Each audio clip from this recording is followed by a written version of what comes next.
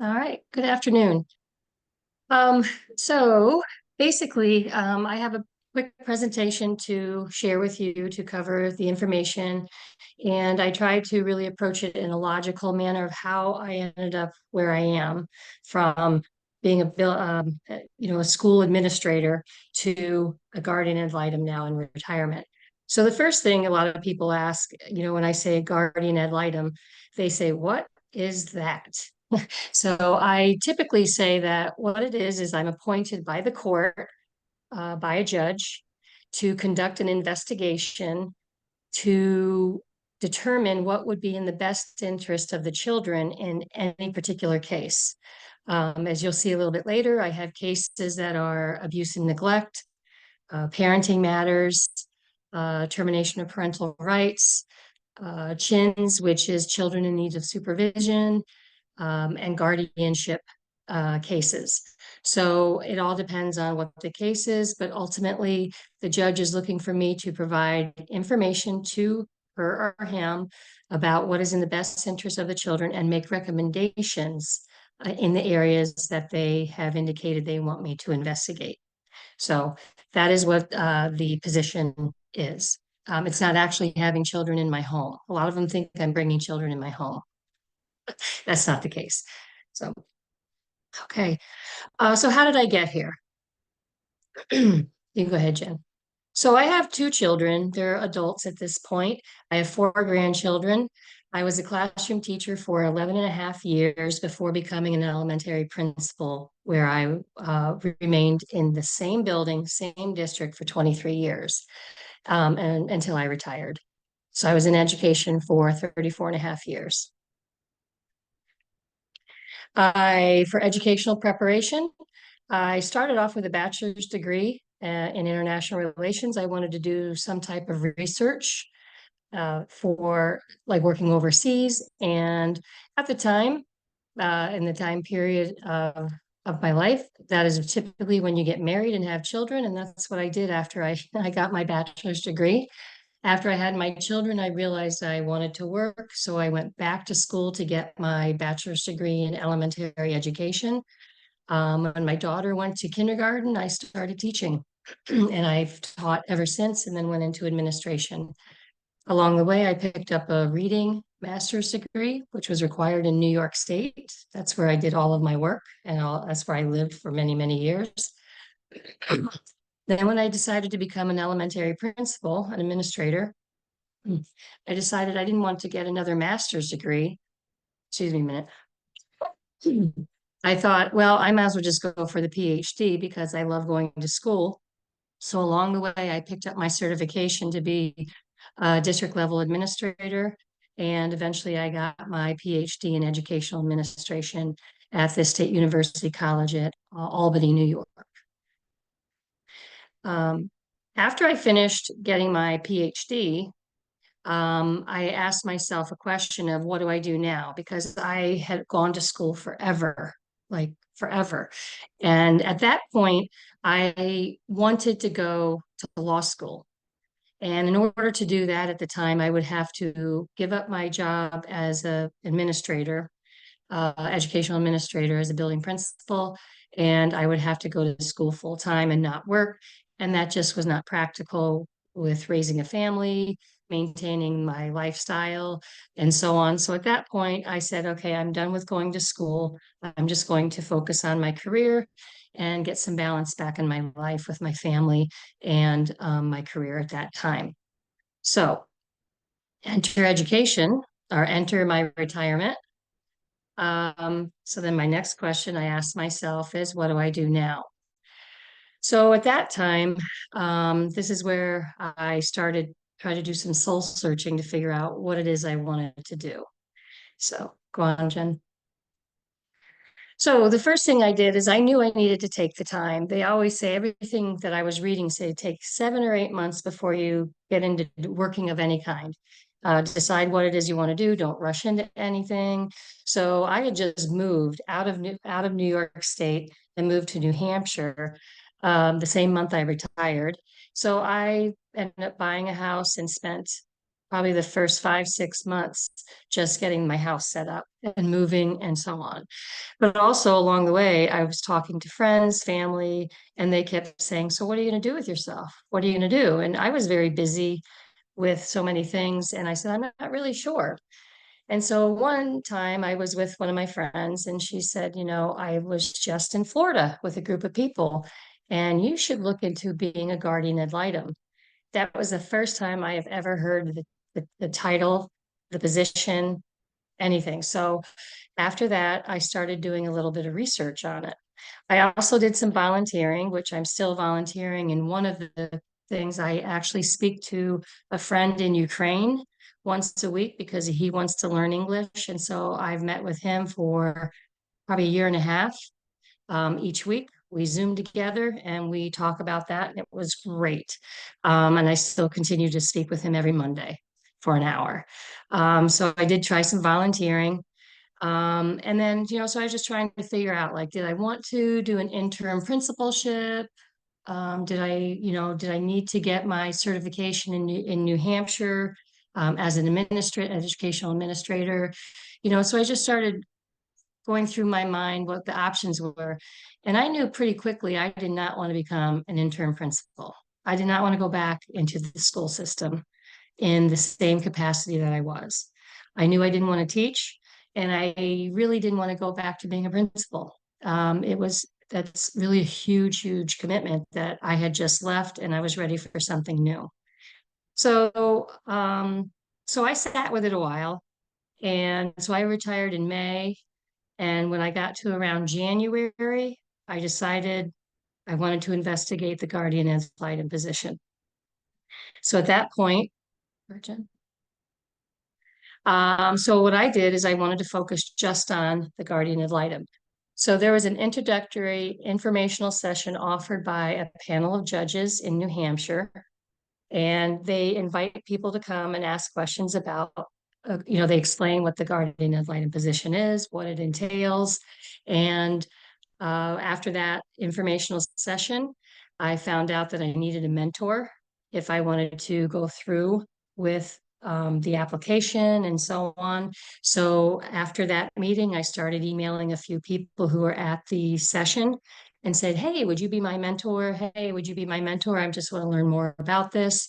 And I eventually came upon a person who volunteered to be my mentor, and she's still my mentor. I talk to her probably 2 or 3 times a week about, picking her brain, and she's a great support.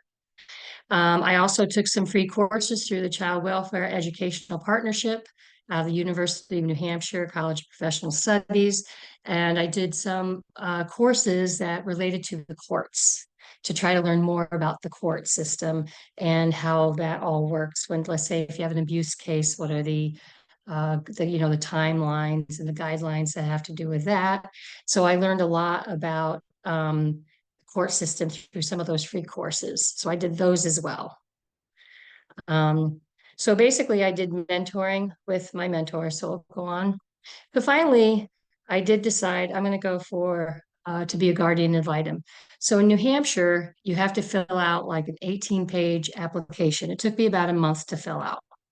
I had to get transcripts, I had to get recommendations, I had to complete at least 4 hours of mentoring. In actual fact, I probably did more like 30 hours of mentoring uh, while I was completing my application, and then also after submitting my application and waiting to see if I was going to get certified. So I continued to mentor for a long time because I learned so much just watching it in action. I checked with my awesome tax guy. He helped me through my whole retirement of figuring out my pension and all that. And I said, okay, if I were to do this, because I do get compensated, I'm a private GAL, or private guardian ad litem, so which means I'm now self-employed. So now I had to figure out how does all that work. So he helped me out with before I even started making any money on it. I knew what kind of information I need to save to give to him when it came time for taxes. Um, and then I started getting organized. I started doing a lot of the mentoring with my mentor. and then learning the ropes. I would tell you it was really scary to go into a courtroom and watch my mentor go in there and say, "Good morning, Your Honor. Good morning, Your Honor." And I'm thinking, I'm never going to remember to say Your Honor, you know, because it was so foreign to me. But I'm actually pretty good at that now. I actually try very hard to always say Your Honor, and so on. So, but it was just, so I've just really learning the ropes a lot. So that's what I did so I submitted my application probably February 2023, and I didn't find out until May 19th, 2023 that I was certified. So I officially began being a guardian ad litem I think I took my first case like the beginning of June 2023. I'm presently now up to 20 active cases. Four have been closed and one was dismissed. So it's keeping me quite busy. Okay. So the primary responsibilities is that just as with a building administrator, I'm always keeping the best interests of the child as the priority. That's no different than being a building principal. I always said, we have to do what's best for children, even if the adults don't like it. And that's very similar to what this is like. I conduct the investigations. I determine who to include. I do document reviews, so I collect as many documents as I can, school documents, discovery from the courts. It could be all kinds of information that I'm gathering. Trying to understand the dynamics and nuances of relationships, talk to a lot of people. So I analyze and synthesize the information. I've had to learn about the procedures, like of how to write a motion. I've done motions to compel. I've done motions to inform. I've done motions for instruction. So I've done a lot of different motions, which I thought were frightening in the beginning, but they're very standard. You just follow the same kind of, once you have the basic format, you can pretty much do pretty well with that. Timeline of expectations, adhering to due dates, so on. And communication. It's all about talking to people, listening to people, hearing what they have to say, trying to figure out what they're really saying. And then ultimately, at the end of the investigation, I have to ask myself, what do I think is really going on here? Just like when I was a building principal, when I was investigating discipline issues, I would always get this perspective, this perspective, this perspective, this perspective, and then figure out, putting it all together, what I think is really occurring, and then making a decision.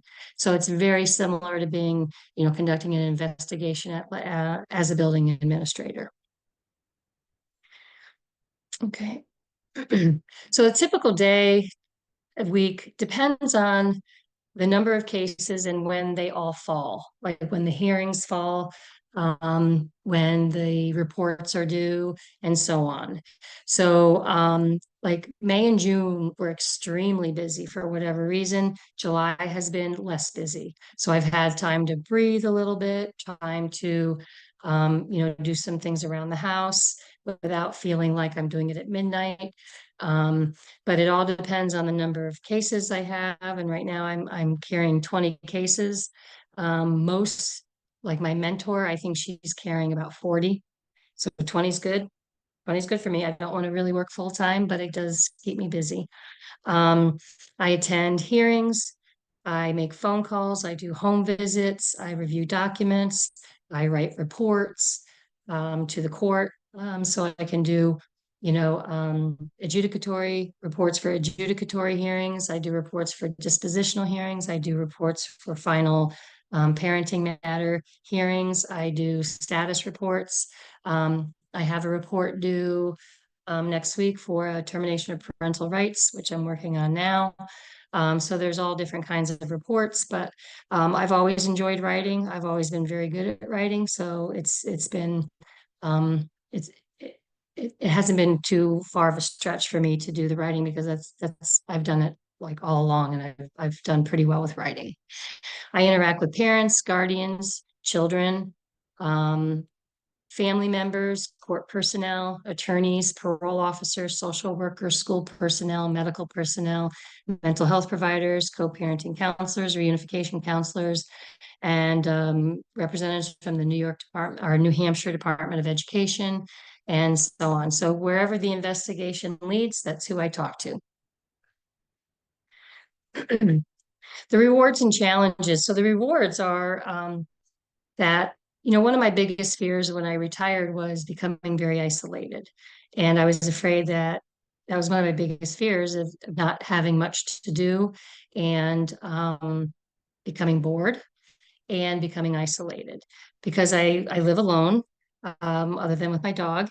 And I moved to a new area right when I retired. So I really worked very hard to meet people, keep active, and so on. So this position has helped me to begin to learn a whole nother community of people that I have contacts with. That would be in the court system, would be working with families, working with children. And since I've been doing this for a year, I'm starting to recognize people in courthouses where they recognize me, I recognize them. I've worked with them before on other cases. So we're really starting to form a good rapport. And I think I'm hoping that they understand that I try to be as thorough and as fair and as objective as possible and really try to do the best for the children. So that's very rewarding. The challenges, I still get stressed. I still have a level of stress that, um, in this kind of when you're writing reports, someone's always going to be quite upset with me because I'm probably not recommending what they want me to recommend. And it's usually the adults. So they get quite upset with me. And, no one likes conflict. No one likes to live in that drama and things like that. So that does still present a challenge to me, but that was a challenge to me my whole life and my whole career. I always had challenges like that as a building principal, not making everybody happy. And so it's just a matter of getting feeling confident in what I'm doing. I'm doing the best that I can. I'm doing the best for the children. And if that makes some people unhappy, not very many, but every now and then, that's just the way it is. And it's just a matter of, you know, learning to get used to that, just like I did as a building principal. And it's just being in a new position. I question myself a little bit more because I'm new at it and still learning. Every day I'm learning something new. But that's the one challenge. But I think to overcome that is I just keep learning and I just keep getting better at what I'm doing and more knowledgeable, and my confidence will continue to grow. Advice to others. Whether you are interested in looking into a guardian ad litem position, this presentation can fit any area that you're passionate about. That, let's say it's not children, but it's working with animals or something, some piece of your previous life and your previous career. What did you get? What did you fully enjoy or want to do? Like I wanted to get into law. So this way, I'm taking my experiences as an educator, and I'm learning about the law later in life. But I'm really interested in learning about the legal system and how it all works. And the way that the two of them fit together has really been ideal for me. Because while I couldn't pursue a law degree before, but I'm still doing something in the area with the courts and with the law. And I find that very, it just happened to work out perfectly for me. So maybe if you find something that you always wanted to do, couldn't quite get there, maybe you do it now and you just follow that same kind of process that I did into finding something that you find really fulfilling.